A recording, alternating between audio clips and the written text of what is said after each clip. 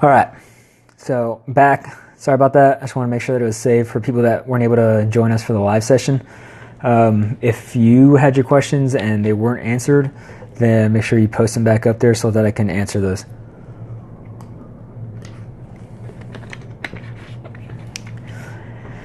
All right, just waiting for people to hop back on. So like I said, if you had questions and they weren't answered yet, then just put them back up there so that I can go over them real quick. Let's see. Vaporwave Dream. Cool profile pic, by the way. Favorite part about being a PJ? I think I like that every day was different. You know, you get in a lot of jobs where it was just, you know, same thing day in, day out. I'm going to go there, I'm going to stock shelves, I'm going to do whatever it is. I'm going to go, you know, do whatever. But, you know, every day as a PJ, especially when you're at the whatever squadron you're at, it's just like, all right, what do you want to do today? Let's go shooting. Let's go up to the mountain and play with our ropes. Let's go rappelling. Let me schedule a jump for next week so that we can get however many knocked out. We can practice this. We can practice jumping with our MVGs, or we can do whatever. So it's kind of cool, just that aspect. And really, as a PJ, like, the world is your oyster. You guys, as a PJ, you pretty much have a limitless everything. Money, assets, all that kind of stuff. So whatever training trip that you want to put together. I mean, we have guys that, you know, climbed up to Chamonix. I've been to Norway, been to Alaska climbing. I've ridden on Class 5 rapids in California with an expert guide. I've done, like, you know, pretty much everything that you can imagine. As long as you have a good reason to do the training and it helps you as a, you know, rescue technician, then you'll be able to go. All right, let's see. Biggest challenge at Joseph Tizio, biggest challenge at Indoc besides ETD and WaterCon. I think a lot of guys, the grind kind of gets to them because it's such a long course. I mean, you're there for 2 weeks and then another 9 weeks on top of that for Indoc. Just the grind of day in, day out, being in student status, you know, being treated as a student. A lot of people are old enough to have experience being an adult, so, you know, it's kind of hard to go back and be a student where we're like, all right, we need you to take out the trash, we need you to do this, but the grind kind of gets to a lot of guys. And also, obviously, Black Thursdays, that is one of the more difficult things for guys too. Jonathan, KMB, is a pool indoor or outdoor? The pools are indoor. David O. Smith, PJs able to go tier 1? Yes, there are guys that are tier 1 PJs. Payne 395, were you able to go to school while being a PJ? Yes, you are able to go to school. Mostly it's going to be on deployments where you have time to do that kind of stuff. It really just depends on how disciplined you are. I wasn't disciplined enough to go to school that much. I did do, I don't know, probably like 5 classes or something like that. Nothing crazy, but you are able to go to school. And during the pipeline, though, it's a little bit more difficult because you're going to school already, so your supervisor has to sign off when you go to school, so it's a little bit more difficult. Toland. Jesse Rose, do you have any advice for the wife of someone in the PJ pipeline on how to be supportive? Yeah, it's kind of difficult for guys. We see a lot of guys that are just torn up when they're going through training. Like, what's going on with you? You're not, like, sounding off. You just seem like your head's down all the time. Just like, you know, they're having a difficult time. So a lot of times people's girlfriends or wives are getting upset with them because they're not spending enough time talking to them on the phone or whatever. And I really think that you guys should, if you have a significant other, solidify that relationship with them before you ship off to basic training so that they know that you're going to be there, that you're not trying to avoid them or anything like that. But understand that that person that is going through Indoc is going to have to spend a lot of time with the team because they're, kind of going through hell with these guys, and them being able to kind of invest in each other and be a team is really what's going to pull them through. And, just kind of be supportive and understanding of that. But there definitely is time for them to talk to you for every day for, 10 to 15 minutes or whatever. So schedule out your time, or try to schedule out your time before they go to bed. Usually they probably go to bed around 8 or so because you're going to be really tired and you got to wake up at like 3:45 or 4 in the morning. But schedule your time just before that, so that you guys can talk and make sure you guys keep up that relationship.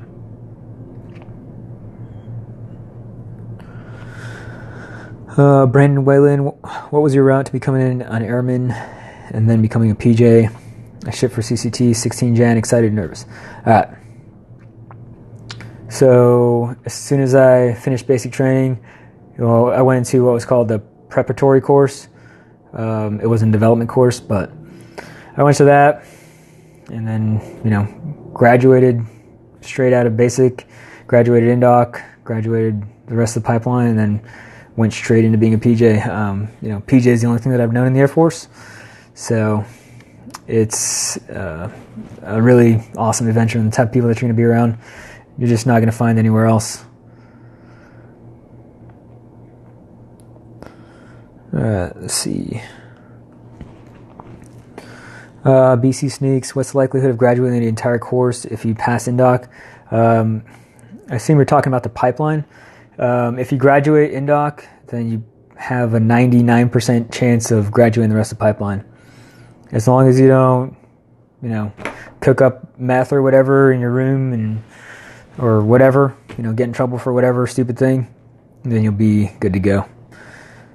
Fear the average. Did you have past rock climbing experience before going in? Nope. I just did pull-ups. I never went rock climbing or any of that kind of stuff. More Stu, can you be a PJ after completing OTS, or does finishing OTS automatically set you up to be a crew? I honestly don't know for sure, but I know that there have been some officers that I think they got out of the Air Force and then they had to come back in to be enlisted. So it kind of, I don't know for sure. Maybe you can ask one of the recruiters if they're on here right now. Wayland 28, what are Black Thursdays? Black Thursdays are pretty much, you can guarantee every Thursday at Indoc is going to be a ball smoker. You're going to be expected to, you're going to ruck, you're going to do grass and gorilla drills, which are just kind of like football drills and buddy carries and that kind of stuff in the grass.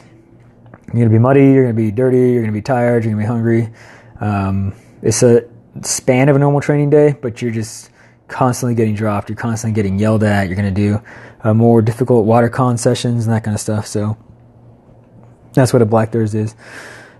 Kip Brew, when will your workouts be up on the website?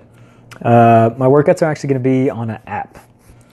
You can also pull them up on a computer, but I'm not complete with those workouts yet. It's going to be probably December 1st I'm shooting for.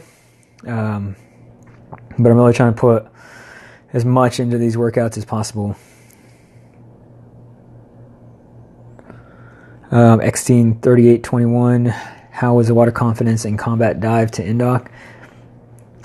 It's fairly similar. The only big differences that you have at dive school are you're doing equipment tread with actual tanks, and then also you're going to be doing your one-man comp and two-man comp.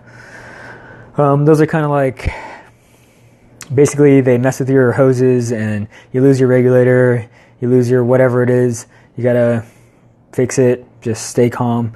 At one point they're going to tie a knot in the back of your tanks that you can't undo, so you got to take your tanks off. Obviously you're holding your breath at this point.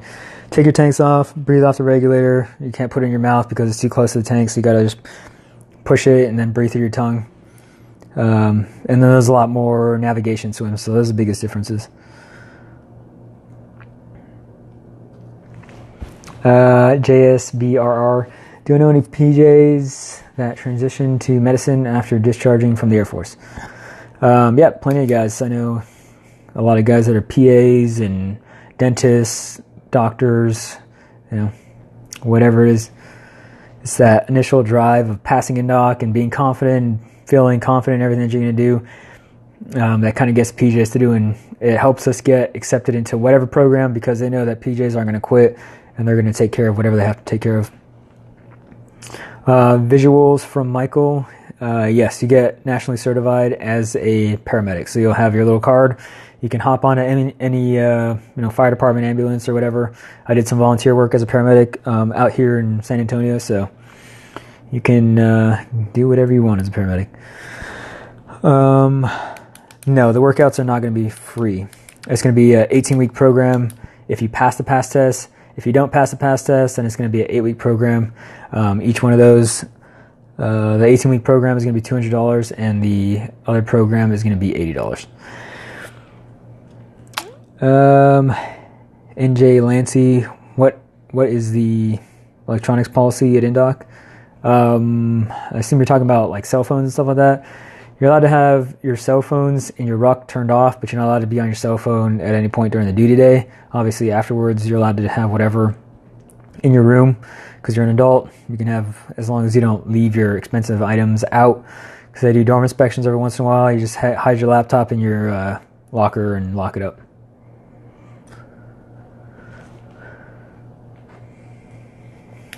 Weights. What are the additional benefits of being a PJ crew versus standard Air Force jobs? Trained to be a crew for the pipeline summer. Additional benefits of being a PJ crew. I can't say exactly because I haven't been in the rest of the Air Force, but I do know that, like I was saying earlier, whatever we can dream up as far as being a PJ, like I'm going to set up a trip to Hawaii to jump out of planes, go climb, do some hiking and tactic stuff, and maybe even throw some jet skis out of the plane and ride them around in the surf or whatever. So we were able to do that. We have I think we have the most toys out of any other AFSC. If you go to a PJ unit, there's jet skis, every type of gun you can imagine. There's the quads, the dirt bikes, the normal Zodiacs. There's giant Boston whaler boats. You name it, and the PJs have it. But actually, they just came out with a new thing called the Garv that has a Corvette engine inside of it. It's a tactical vehicle. It can go like vertical up walls and stuff like that. It's a pretty crazy vehicle, but that's some of the cool things that you get to do as a PJ. Reaper Ninja, is there a preferred season go Indoc, winter, spring, summer, or fall? Yeah, I'd say probably if I were to choose, I would choose the one that starts right before Christmas, just because you're in that nice period where it's not too cold or anything like that. It's pretty mild the entire time that you're going through Indoc. And yeah, I'd shoot for that, or if not, the one that starts in March if you can't get the one that's right before Christmas.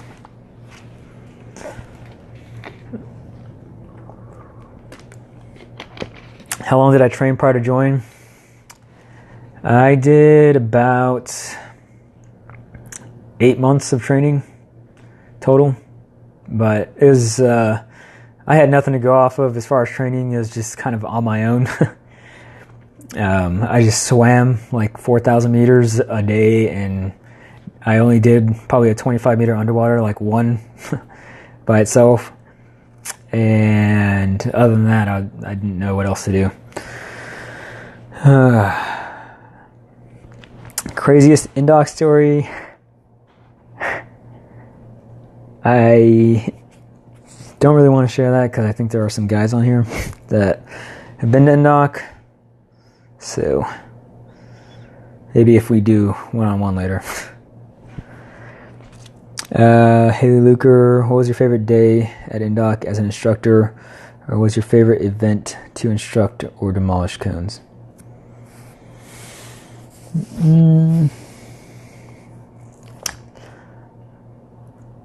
Favorite day as an Indoc instructor, I really liked ETD.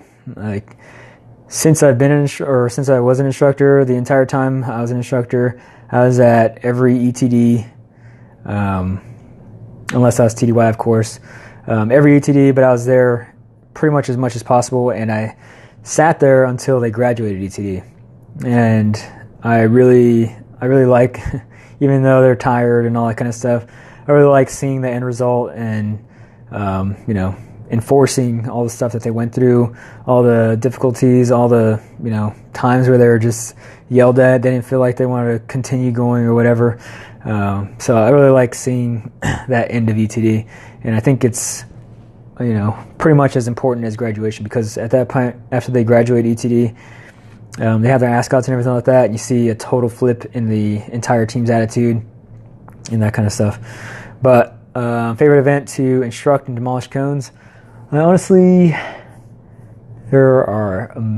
I liked all of them. I mean, you can make any event difficult, and I think that was the most fun thing, is finding ways to make simple things like a swim really difficult and smoke them. So I think that was a lot of fun. How important is rucking to prepare for PJ? Brian F. Ritchie. You're not going to be evaluated on rucking per se, but there are things called failure to train or poor performance. If you get a failure to train because you can't keep up with the rest of the team as they're rucking, because we have pretty set paces at Indoc for rucking within a time range, and as long as the instructor is keeping in that time range and you're falling out, then you're going to get a poor performance or you're going to get a failure to train. So I would definitely be able to, if you can, do 6 miles in under 15 minute per mile pace with a 55-pound ruck. MXT Olivet. Do you still get Monday evals after Indoc? No. You'll get another, I think you take the AFSOC when you get to dive school, and besides that, you're not going to be really evaluated unless an instructor gets a hair up his ass and feels like evaluating you guys, at which point it's not probably going to disqualify you from the pipeline. It's just going to get you guys smoked more. Vaporwave Dream. What's the difference between missions for active duty PJs and guard PJs? You can still deploy just as much as a guard and active duty if you really want to. It's just more of a volunteer basis. But as far as missions, civilian, the guard is going to be quicker to respond for civilian incidents. And that's because they're really the ones responsible for those, because they're the National Guard, so they're in charge of protecting the homeland and that kind of stuff. So it's really whoever's there, though. I mean, I've been on some missions with guard PJs because I was just there for training, and they were like, all right, well, all the rest of our guys are gone, so we need another guy to augment in or something like that. So it's pretty interchangeable as far as missions. Club Henry, what is a prep course for Indoc entail? I assume you're talking about BA Prep. That's the 8-week course. You do some swimming, you do some rucking. It's still kind of in flex. They don't have a totally solid lesson plan. I don't want to talk crap about these guys, but they don't have a totally solid lesson plan right now. So it's kind of hard to say exactly what you're going to do. But in the future, you can expect that you're going to be doing all the things that you did in development course, to include the water confidence stuff like treading, underwaters, buddy breathing, and massive snorkel. So you can expect to do that. What's up, Cole? Jonathan KMB would say being a surfer helps a little bit with WaterCon. Actually, it's kind of surprising that a lot of guys ended up that are surfers do a really good job with their water confidence and that kind of stuff. So actually, I think being a surfer does help with WaterCon.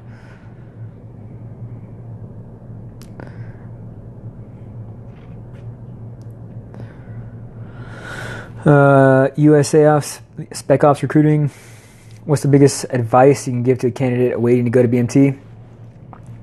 I'd say just carve out 2 hours every single day to make sure that you're hitting the gym, whatever it is. You're going to be swimming 4,000 meters today.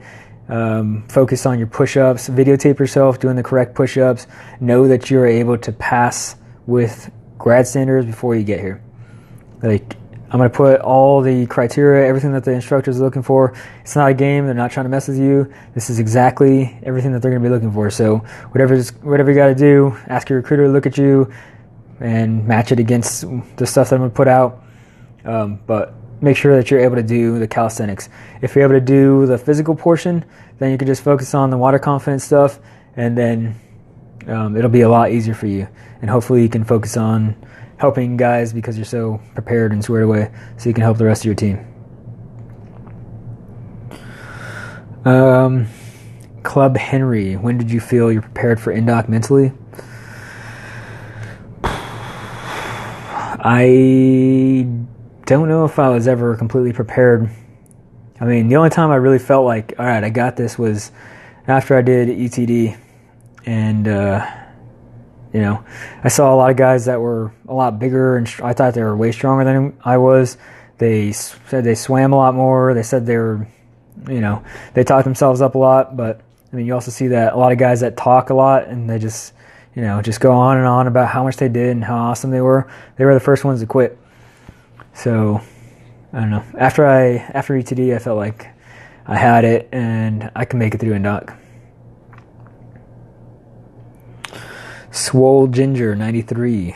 When after Indoc will you be able to live with your family and children again? Yeah. After you finish dive school, then you're going to PCS with your kids or family, whoever it is, over to Kirtland. So you'll be on base housing or whatever. Scuba Steve, if you can grow gills, then sell us that formula so that we can all have a piece of that. Steve Hinkle, why don't you go ahead and post that joke?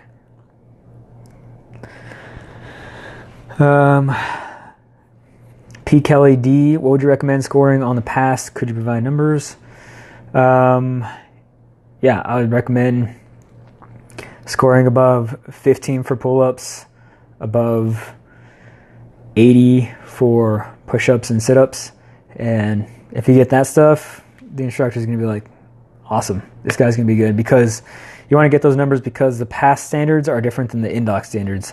So with the Indoc standards, it's going to be a little bit more difficult to get 15 pull-ups. You'll probably end up getting 13 pull-ups. So just a little bit over what the grad standards are, and you should be good. Scuba Steve again, why does the bulk of attrition come from WaterCon? Seems like you guys mostly do CSAR. The bulk of attrition comes from WaterCon because you see a lot of guys that get close to passing out and stuff like that. The reason that we do WaterCon is because not only do we do CSAR, we also do civilian rescue missions, or even missions in lakes or whatever it is out in wherever we're at. So when you're under a helicopter or you're in a boat and you have to swim to the boat after jumping out of a plane, you're caught in your parachute, you're whatever it is, you have to be able to stay calm and confident that you can get out of that situation even while you're being deprived of oxygen. So that's why we train you guys in WaterCon. And it's also a good stressor to just build confidence overall and know that you can go to the limit and still be able to make it through.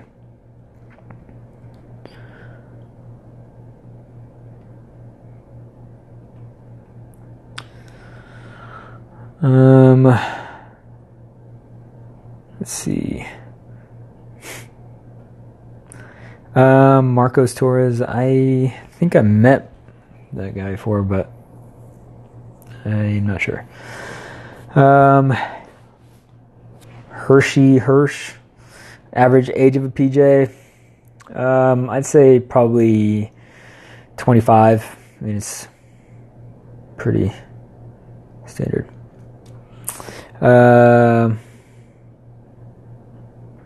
Let's see. Honey Badger 95 is ETD at the end of Indoc. ETD is anywhere from the beginning of third week to the end of fifth week. So anywhere in that time span is when ETD is. McMuff 24. How long is a typical day at Indoc? Wake up, bed down. So typically you're going to wake up at 4 a.m. Do whatever you got to do throughout the day. You're going to show up at the schoolhouse around 6:15, and then go all day. You'll have a lunch. It could be anywhere from an hour to an hour and a half of lunch, and then do the rest of the day. And usually you get off around 4:30, and you have your team meeting, or you go to dinner straight away, and then have your team meeting. You fix your gear, and then you go to bed by around 8 o'clock. Yeah, I've heard that one before. Water polo players do Indoc. They actually, a lot of times they do pretty good. I think water polo players and surfers, anyone who's acquainted with water does pretty good at Indoc. Short fins versus long fins for training. Really, if you can, I would get the jet fins with the booties, but if not, I'd just use the short fins are fine, because really you're just training your legs. You want to get the stroke down, and you'll get to the point where you can use all the jet fins and stuff like that. Before I came in, I just had normal, whatever the slip-on fins are, and you'll be fine. So thanks again for joining in on this. I'll do another one hopefully next week. But go check out my website. A lot of stuff that you guys are asking questions on is on the website, so you guys can look that stuff up. It's not complete yet. I'm going to keep on, adding stuff to it. I just want to get as much out to you guys right now as possible. But I'm going to keep on adding to it and typing up stuff. Workouts still coming, hopefully December 1st. But just like last time, if you guys have any more questions later on, then feel free to ask. I'm trying to catch up with everybody's questions and that kind of stuff that they send me on Instagram as quick as possible while doing all this other stuff. So, it looks like we got a couple more, so let me just answer these real quick before I take off. Something I can do every day to start preparing me for Indoc.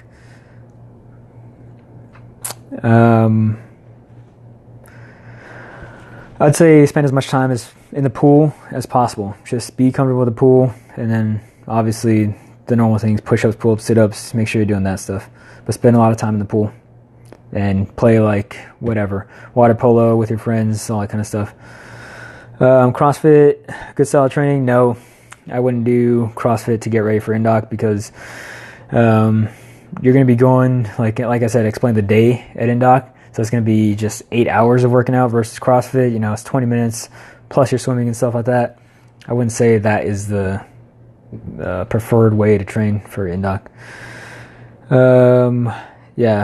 Transitioning from a PJ to instructor, it was really difficult for the first 6 months of me not being able to do PJ stuff, and I was just stuck in, instructor Indoc mode. But like I said, I got better after a while, and I enjoyed it. Do you consider a certified diver having an advantage during Indoc? Yeah, a little bit, as long as you're comfortable in the water. I don't know what kind of course you went to, but you will probably have a little bit more confidence. I'm not going to say that it's going to really set you apart that much, because you have some guys that are divers and they're just haven't been to a military dive school, so it's a little bit different as a civilian diver. Will I be at Maroney's December Abysmus? I don't know what that is, but I don't know, send me the link or something, maybe. Alright, this time I'm really going to go. Thanks for the questions, and see me again next week. Alright.